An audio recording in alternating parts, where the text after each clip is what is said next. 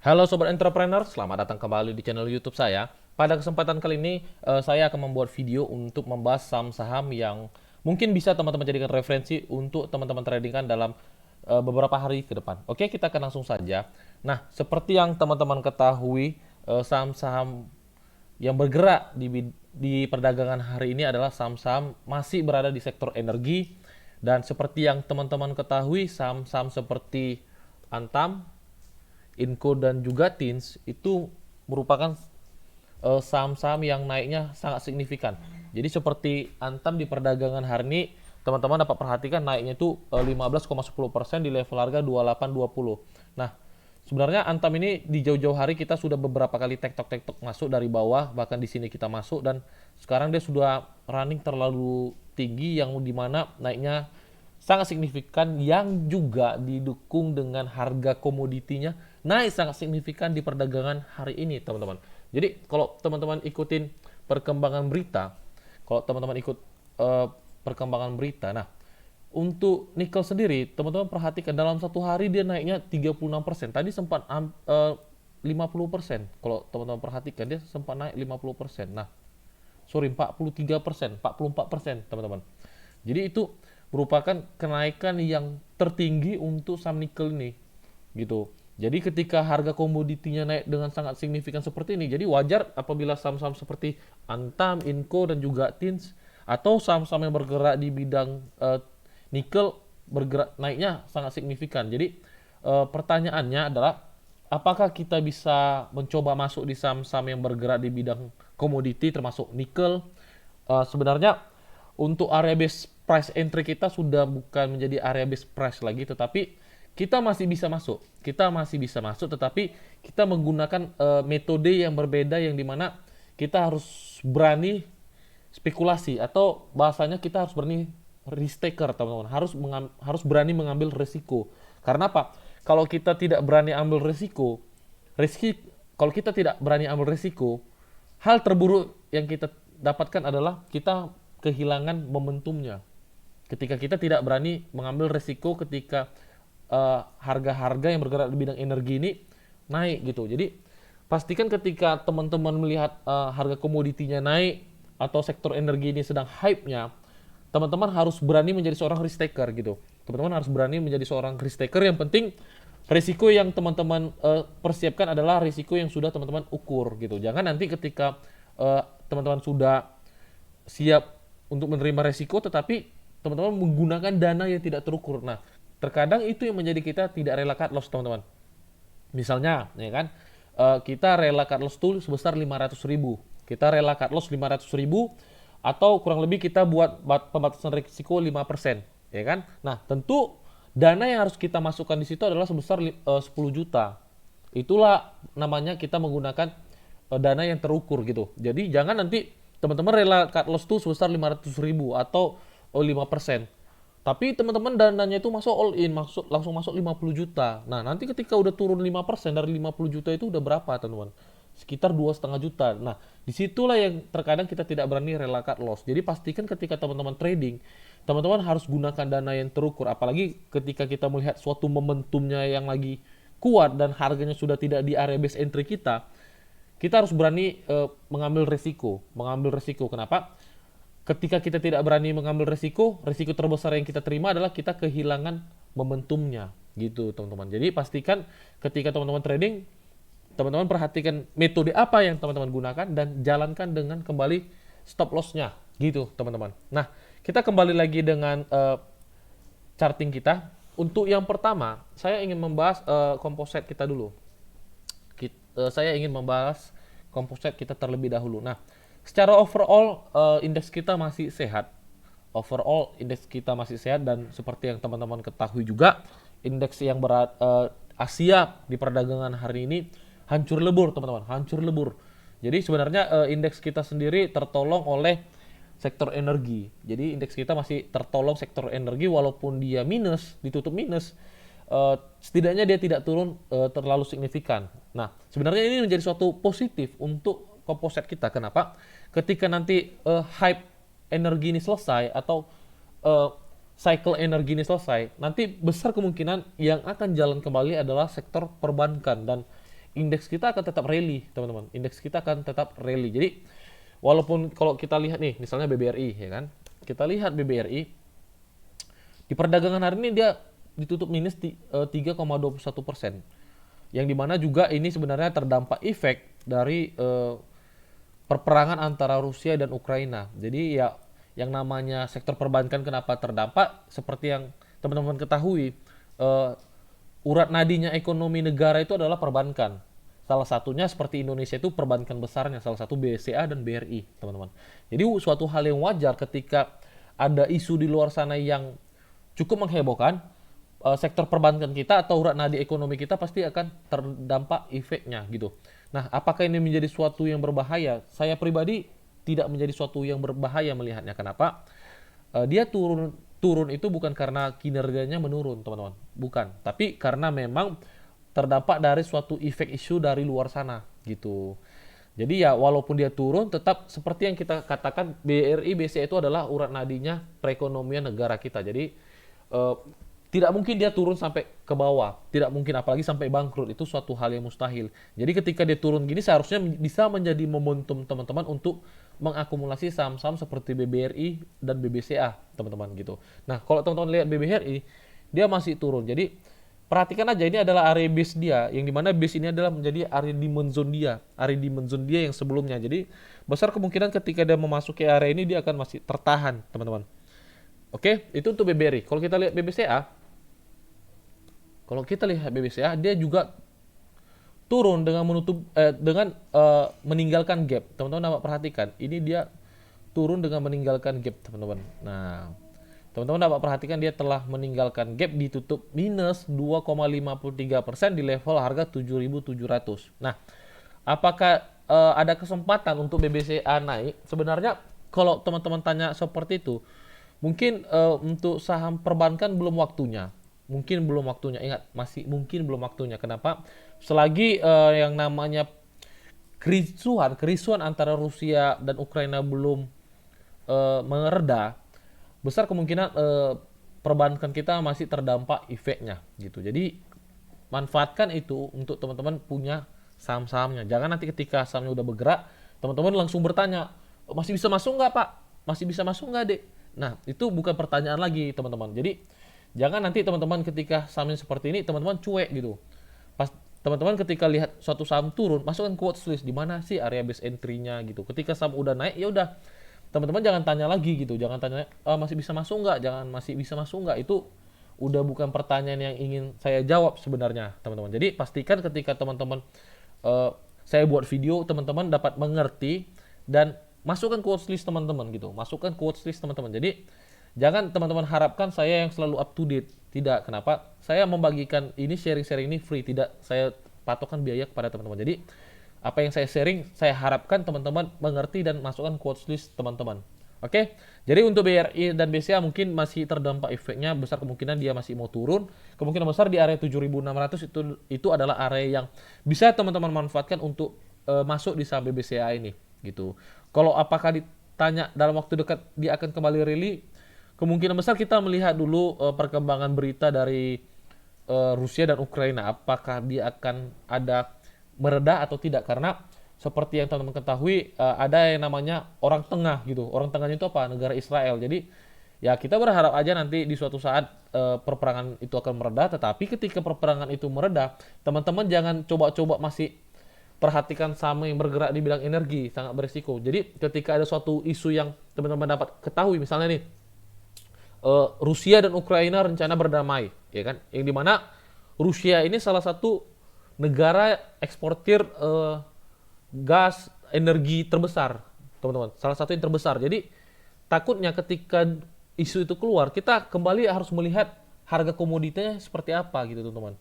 Apakah dia masih naik atau bagaimana? Jadi teman-teman harus siap siaga namanya, harus siap siaga, yang dimana ketika Rusia dan Ukraina mulai berdamai, besar kemungkinan cycle money inflow-nya itu bukan di sektor energi lagi, bisa berpindah, bisa jadi ke perbankan atau mini bank atau bank digital, atau bahkan bisa jadi ke consumer good. Kita tidak tahu, kita hanya bisa melihat follow the trend-nya aja, inflow cycle-nya itu kemana gitu. Jadi mungkin itu aja untuk BRI dan BCA. kita akan langsung saja membahas saham-saham yang bisa teman-teman jadikan referensi. Nah, yang pertama saya ingin membahas saham-saham yang bergerak di bidang energi. Salah satunya kali ini saya ingin berfokus di bidang nikel, teman-teman. Yang dimana teman-teman dapat perhatikan juga di sini. Saya buka dulu investing saya.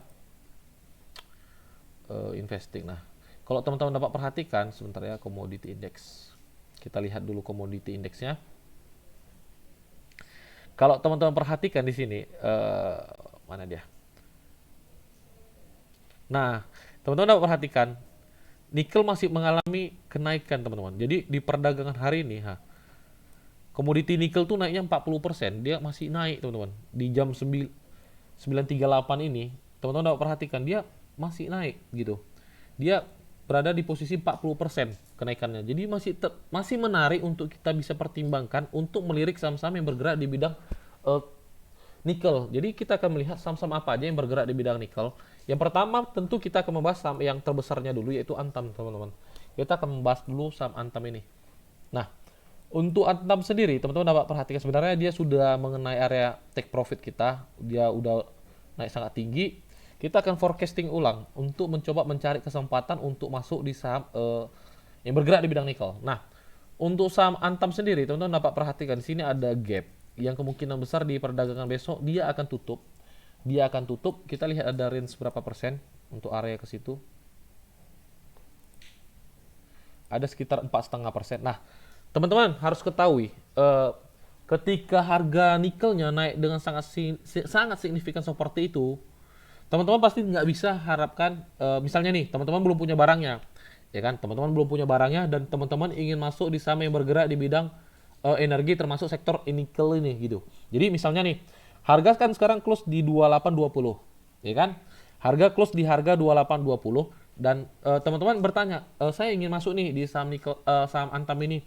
Nah, teman-teman nggak bisa harapkan teman-teman bisa dapat di harga 2820 atau bahkan di harga bawah itu. Jadi di perdagangan besok, teman-teman jangan harapkan harganya turun dulu. Itu udah lain cerita gitu, teman-teman. Sekarang harganya ini lagi kuat-kuatnya untuk naik, yang dimana harga komoditinya sangat tinggi naiknya, teman-teman.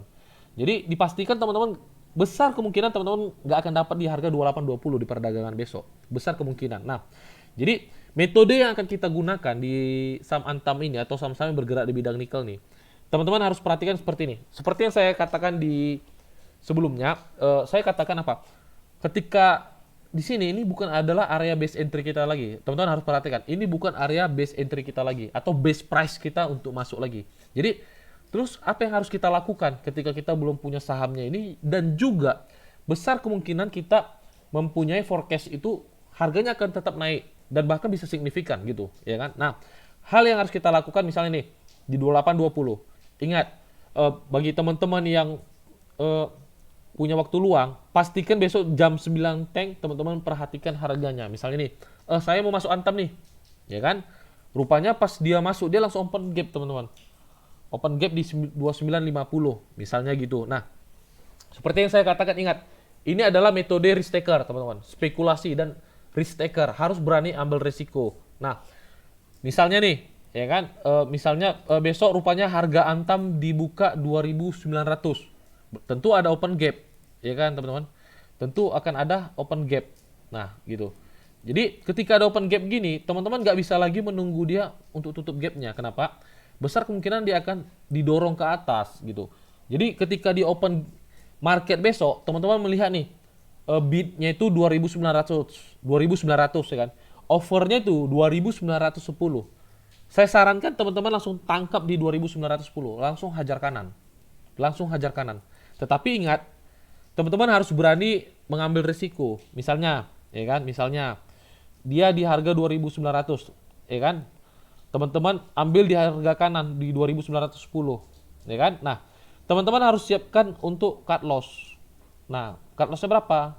Misalnya 5%. Ya kan? Berarti stop loss kita di 2760, teman-teman. Stop loss kita di 2760. Jadi ketika harga rupanya drop tidak sesuai yang kita forecasting, teman-teman harus rela cut loss gitu. Misalnya saya rela cut loss bang 250.000, ya kan? Nah berarti teman-teman harus rela, teman-teman harus berani masuk itu cuma 5 juta gitu. teman-teman harus masuk 5 juta. Ingat, jangan tamak teman-teman. Saya pengen masuk misalnya 50 juta, tetapi tidak rela cut loss. Nah, itu yang sangat beresiko, teman-teman. Itulah yang mengakibatkan teman-teman sangkut di pucuk namanya. Jadi, teman-teman bisa masuk, ingat, teman-teman bisa masuk, tapi bagi teman-teman yang risk taker, jadi bagi teman-teman yang tidak risk taker, lebih baik jangan coba-coba masuk. Apalagi yang tidak rela cut loss, itu sangat beresiko untuk portfolio teman-teman. Jadi di sini kita menggunakan metode apa? Risk taker, teman-teman. Spekulasi. Memang spekulasi, tapi ada alasan yang bisa kita punya, yang bisa kita jadikan pedoman untuk kita spekulasi untuk mengambil risiko itu, gitu. Sekarang kembali di teman-teman, apakah teman-teman tertarik atau tidak? Kalau teman-teman tertarik, teman-teman bisa gunakan metode itu dengan menjalankannya pakai stop loss. Ingat, jangan coba-coba ketika teman-teman menjalankan suatu metode tidak menjalankannya dengan stop loss. Itu sangat berisiko, teman-teman. Nah, untuk Antam mungkin itu. Nah, untuk Antam, teman-teman bisa perhatikan aja area-area resisten-resistennya, atau yang dimana juga teman-teman ketahui harganya lagi hype-hype-nya, ya kan? Lagi hype-hype-nya. Jadi, saya tidak ingin menjelaskan ulang lagi. Nah, misalnya nih, teman-teman masuk di harga 29.10, ya kan? Masuk di harga 29.10. Nah, rupanya harganya naik, close di 3.200. Nih, ya kan? Harga di 3.200. Nah, kita kan tahu nih, energi lagi hype-hype-nya, ya kan? Energi lagi hype-hype-nya. Nah, apa yang harus kita lakukan untuk follow the trend-nya? Teman-teman naikkan stop loss-nya, teman-teman. Teman-teman naikkan stop loss-nya, misalnya nih, tadi kan stop loss kita 5%, misalnya di 27.70 nih, misalnya, ya kan? Atau tadi kita pas letak di 5% aja deh, di 2760, ya kan? Nah, teman-teman naikkan setidaknya di atas harga entry kita. Misalnya teman-teman letakkan stop loss-nya di mana? Di 2950 gitu. Itu fungsinya apa? Untuk teman-teman follow the trend-nya gitu. Ikut follow the trend-nya. Jadi setidaknya resiko yang teman-teman terima itu udah nol gitu, teman-teman. Jadi kalau seandainya dia tiba-tiba di drop, teman-teman udah tidak takut gitu. Setidaknya teman-teman sudah jaga-jaga dengan trailing stop. Itu namanya trailing stop, teman-teman. Yang dimana harga stop loss kita letakkan di atas harga entry kita. Jadi misalnya teman-teman masuk di 2910, teman-teman taruh trailing stopnya di 2950. Itu untuk follow the trendnya. Itu untuk follow the trendnya. Tapi kalau teman-teman yang tipe-tipe day trading, ya udah bisa lakukan realisasi profit taking gitu. Jadi kembali di teman-teman mau seperti apa metodenya. Oke, itu untuk Antam. Nah, kita selanjutnya akan membahas saham Inco. Kita akan melanjutkannya membahas saham Inco. Nah, untuk Inco sendiri, teman-teman dapat perhatikan juga sudah kena area profit taking kita dan harganya sudah lari ke atas dengan sangat signifikan, teman-teman, di perdagangan hari ini. Untuk Inco sendiri, teman-teman dapat perhatikan juga di sini dia ada gap. Ini adalah ada area gapnya di 6275. Jadi besar kemungkinan juga dia akan membuat gap juga di perdagangan besok, teman-teman. Besar kemungkinan. Setidaknya kalau teman-teman mau antri udah dipastikan di atas 6125, itu udah dipastikan, teman-teman. Jadi ya kalau teman-teman ingin masuk di saham Antam atau Inco seperti yang saya katakan, jam 9 tengok harga opennya berapa, hajar langsung gitu. Hajar langsung sahamnya, teman-teman. Jangan pikirkan lagi masih mau turun atau enggak. Hajar langsung buat resiko saya 5%, udah selesai.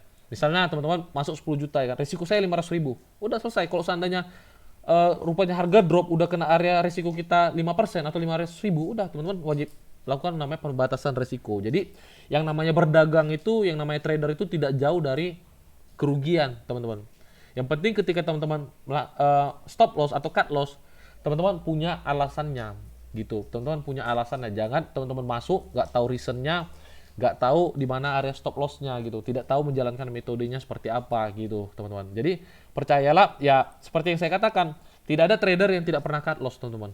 Tidak ada. Bahkan hedge fund sendiri pun, kalau teman-teman baca berita di saham Facebook itu dia sangkut berapa triliun atau bahkan ratusan miliar, teman-teman. Sebesar hedge fund saja pernah sangkut gitu, sampai triliunan, apalagi kita hanya sekedar retail gitu, teman-teman. Jadi kalau ada yang kasih teman-teman jual mimpi, ayo masuk tempat saya, ayo kaya bersama, bla bla bla bla bla, dia jual mimpi, ya pastikan aja teman-teman gak akan dapat apa yang teman inginkan di situ. Kenapa? Ketika teman-teman masuk ke pasar modal tuh, kita harus pikirkan risikonya dulu, jangan pikirkan enaknya dulu. Kenapa? Karena hal yang paling penting ketika kita trading adalah resikonya berapa, untungnya berapa. Nah, itu yang harus kita pikirkan teman-teman. Jangan pikirkan untungnya tapi tidak tahu resikonya berapa. Itu yang sangat berbahaya. Oke, untuk Inco, ingat Antam Inco teman-teman bisa masuk di harga open. Stop loss pastikan misalnya teman-teman mau berapa, 3%, 5%, kembali di teman-teman. Yang pasti ingat harus berani rela cut loss. Kalau saya pribadi, saya pembatasan risiko saya maksimum 5% teman-teman. Sekarang kembali di teman-teman, mau kedisiplinannya maksimumnya berapa? Apakah 3%, 5%, atau 10%? Yang penting sesuaikan dengan dana teman-teman. Misalnya, saya rela cut loss 10% atau 500.000. Yaudah, berarti teman-teman harus masuk sebesar 5 juta, jangan lebih. Kenapa?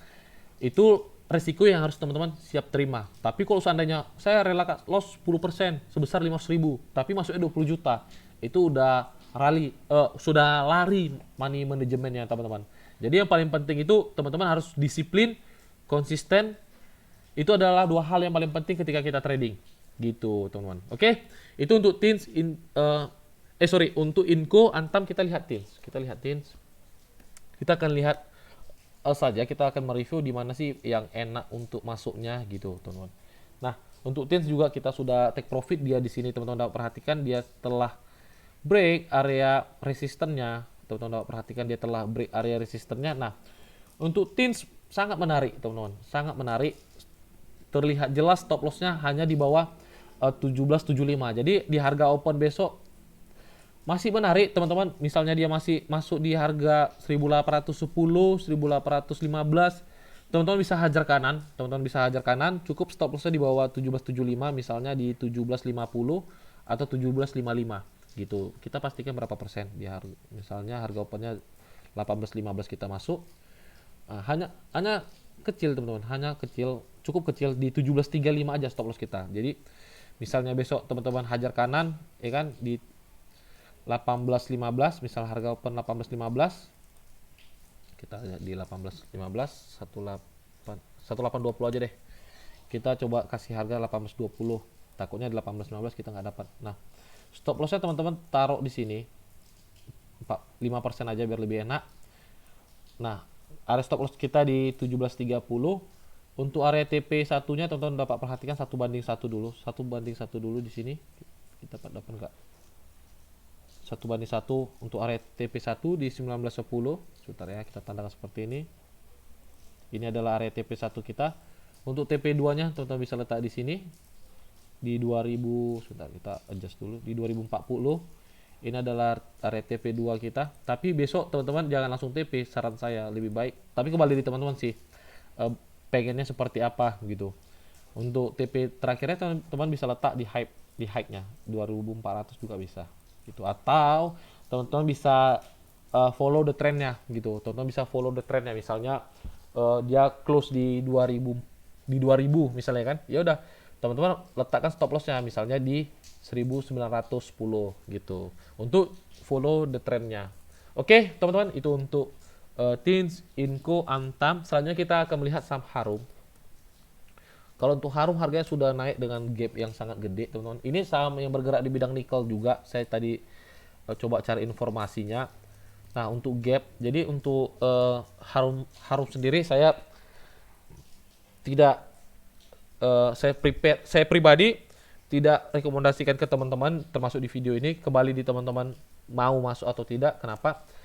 Harganya di satu sisi sudah cukup mahal dan juga dia gapnya sangat besar. Terlepas dia naik besok atau tidaknya, tapi lebih baik teman-teman lebih prepare ke Inco, Teens atau Antam aja gitu. Nah selanjutnya ada dua saham yang kecil tapi bergerak di bidang nikel teman-teman. Misalnya ini teman-teman suka saham-saham yang bergerak di bidang nikel ya kan, mencari yang kecil-kecil. Nah ini ada nikel teman, NIKL, Nah ini ada saham nikel. Nah teman-teman dapat perhatikan ya kan. Nah untuk nikel sendiri, NIKL sendiri besar kemungkinan juga dia pasti akan open gap juga, opennya besok kemungkinan besar. Jadi misalnya kita berasumsi dia akan naik di 1140, stop lossnya di sekitar 5%. Ingat teman-teman, kita coba stop loss kita naikkan range-nya 5%. TP-nya tetap ingat 1:1 adalah area TP minimum kita. TP2-nya teman-teman bisa letak di 1280 gitu. Kita coba tarik harmoniknya aja deh dari sini. Bentar ya. Kita akan lihat dulu.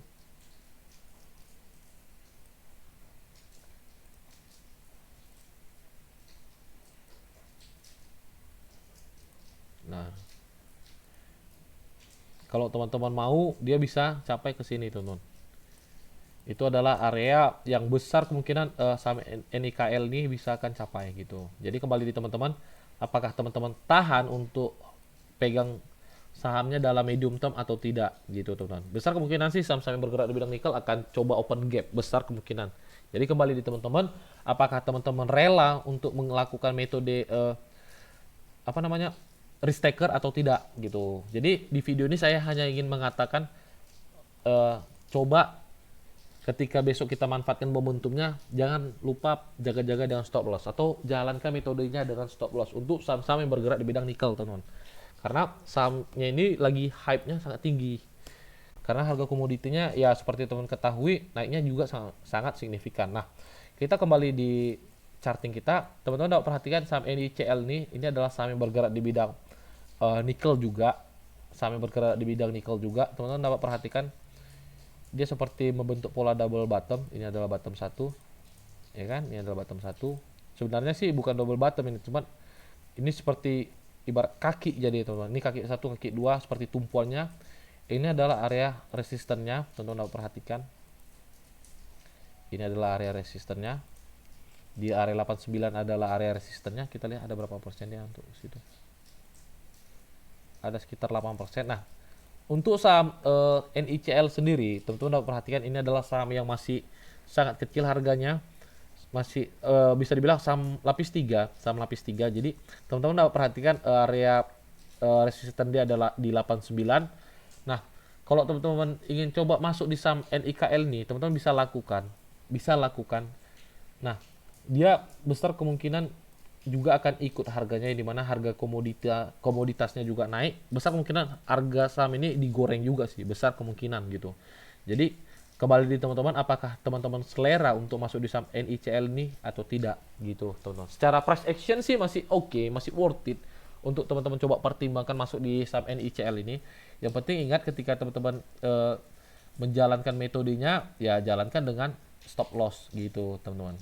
Oke, itu untuk saham-saham yang bergerak di bidang nikel, teman-teman. Jadi saya ingin membahas beberapa saham yang bisa teman-teman juga pertimbangkan untuk teman-teman tradingkan dalam beberapa waktu ke depan.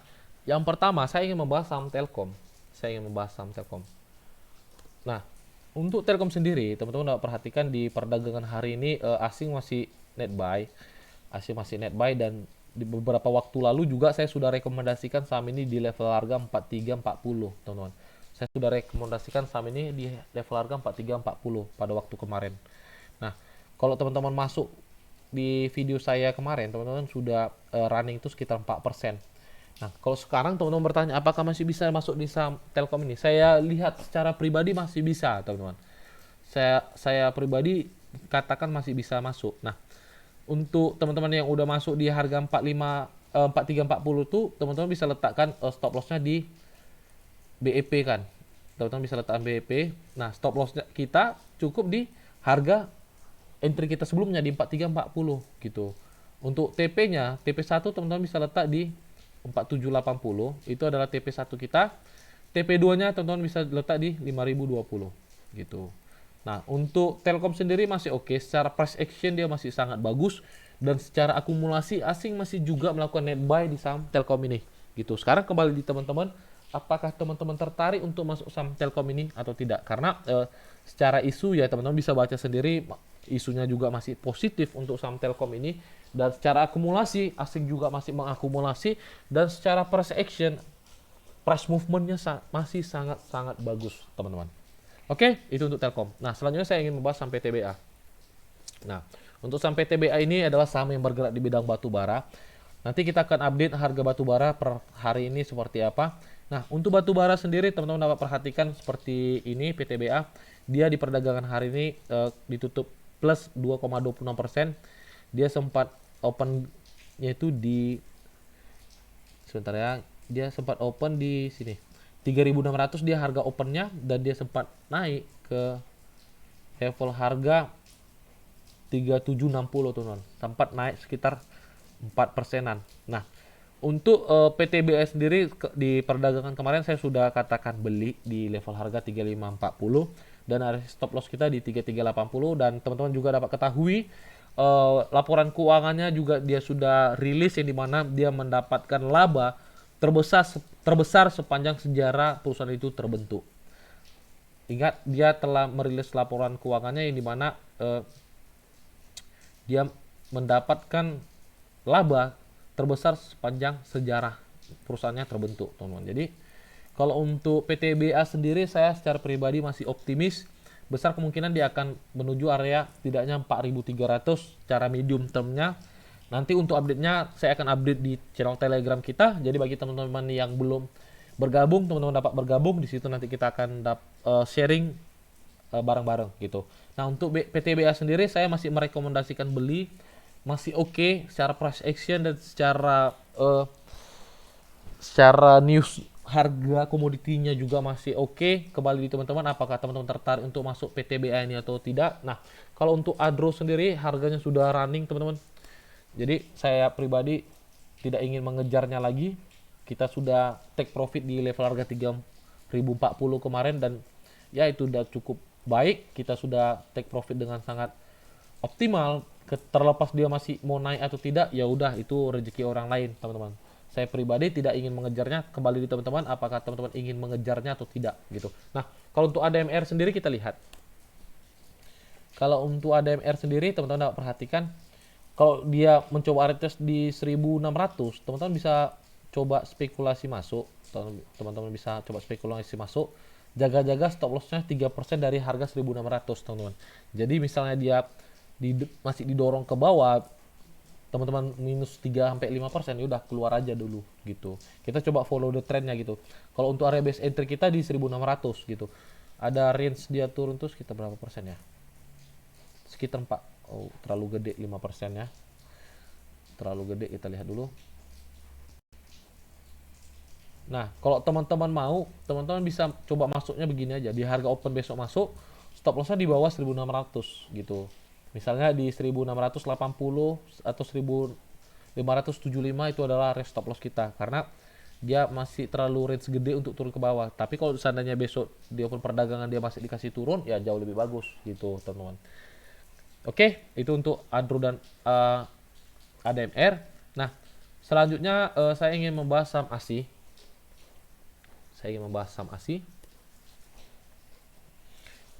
Untuk ASI sendiri, teman-teman dapat perhatikan, ini dia seperti, kalau teman-teman perhatikan dia seperti movementnya seperti Pegas. Nah, teman-teman perhatikan saham Pegas ini. Pegas sendiri kita sudah kena area TP kita, area 1620 adalah area TP kita, teman-teman, atau 1600 adalah area TP kita. Nah, di jauh hari saya sudah rekomendasikan beli di harga bawah kemarin saham Pegas ini, dan sudah kena profit kita sekitar 20%. Jadi bagi teman-teman yang sudah punya barangnya kemarin di video itu dibuat, selamat, pasti teman-teman sudah running profit 20%. Nah, apakah dia masih bisa menaik? Bisa aja ya, selagi harga komoditinya masih mendukung. Ingat, sekali lagi teman-teman menjalankannya dengan stop loss, teman-teman. Jalankan dengan stop loss. Jadi jangankan dari harga bawah, dari harga sini pun sebelumnya kita juga di video beberapa waktu lalu kita juga sudah masih rekomendasikan beli sampai gas ini. Nah, kita kembali sama ke ASI. Saham ASI. Untuk ASI sendiri, bagi teman-teman yang bertanya, apakah masih bisa masuk di saham ASI ini? Saya katakan masih bisa, teman-teman. Saya katakan masih bisa masuk. Jadi bagi teman-teman yang sudah masuk di harga bawah, selamat. Selamat, teman-teman bisa hold sahamnya. Nah, kalau untuk ASI, nah stop lossnya di mana? Cukup jaga-jaga 5% aja gitu. Jaga-jaga 5%. Area TP kita ada di high-nya ini. Di 6350. 6350 adalah area TP kita. Risk to reward-nya pun sekitar 1:2, dan itu masih sangat sehat untuk teman-teman pertimbangkan untuk masuk di saham ASI ini. Tapi ingat teman-teman, untuk saham-saham seperti ASI ini adalah saham-saham medium term, bukan saham-saham yang satu hari naik. Kalau bisa sentuh TP kita dalam 1 minggu, ya sangat bagus gitu. Jadi kita juga nggak bisa harapkan dalam beberapa hari langsung naik sahamnya gitu, teman-teman. Oke, itu untuk ASI. Nah, Selanjutnya saham terakhir yang ingin saya bahas adalah saham HICE. Ini adalah saham requestan dari teman kita yang di channel Telegram. Nah, untuk HICE sendiri, teman-teman dapat perhatikan, saya sudah tandakan area bottomnya adalah di 208. Dia selalu bereaksi di area 208 ini. Nah, kalau seandainya teman-teman bertanya apakah bisa masuk di saham HICE ini, bisa aja. Teman-teman bisa masuk aja di saham HICE ini, tapi ingat jaga-jaga dengan stop loss, teman-teman. Nah, range-nya cukup gede di saham HICE ini. Saya lihat dulu. Nah, kalau seandainya teman-teman masuk di harga open market besok, stop lossnya di 206 sekitar 6,5%. Itu adalah area stop loss kita. Apabila dia close break di bawah 208, teman-teman wajib keluar gitu. Teman-teman wajib keluar. Kalau seandainya dia masih mencoba retest area bawah, teman-teman bisa fishing bottomnya gitu. Teman-teman bisa fishing bottomnya. Tapi ingat, walaupun teman-teman gunakan metode fishing bottom, bukan berarti dia tidak akan menjebol area supportnya ini gitu. Makanya saya katakan jalankan metodenya dengan stop loss. Jadi apapun metode teman-teman, sebagus apapun metode teman-teman, kalau tidak menjalankannya dengan stop loss, itu sama dengan cuma-cuma gitu, teman-teman. Segala macam metode, apapun metodenya, apapun metode yang teman-teman kuasai, apapun bahkan metode yang teman-teman ciptakan dan menjalankannya dengan stop loss, itu jauh lebih baik. Walaupun berapa macam metode teman-teman kuasai, tidak menjalankannya dengan stop loss gitu. Jadi yang paling penting itu adalah stop loss. Ingat, trading itu yang paling penting itu stop lossnya, teman-teman. Ukur resikonya, baru ukur rewardnya. Jangan ukur rewardnya, tidak teman-teman ukur resikonya, itu yang sangat berbahaya gitu. Oke, teman-teman, mungkin sampai di sini aja videonya. Semoga saham-saham yang saya bahas di video kali ini bisa bermanfaat untuk teman-teman, jadikan referensi dalam beberapa hari ke depan untuk teman-teman trading gitu. Bagi teman-teman yang belum punya channel Telegram, teman-teman dapat join di channel Telegram kita. Di situ kita nanti dapat diskusi bareng-bareng, di situ kita dapat sharing bareng-bareng, di situ kita dapat belajar bareng-bareng. Oke, sampai di sini aja videonya. Sampai jumpa di video-video selanjutnya. Salam entrepreneur.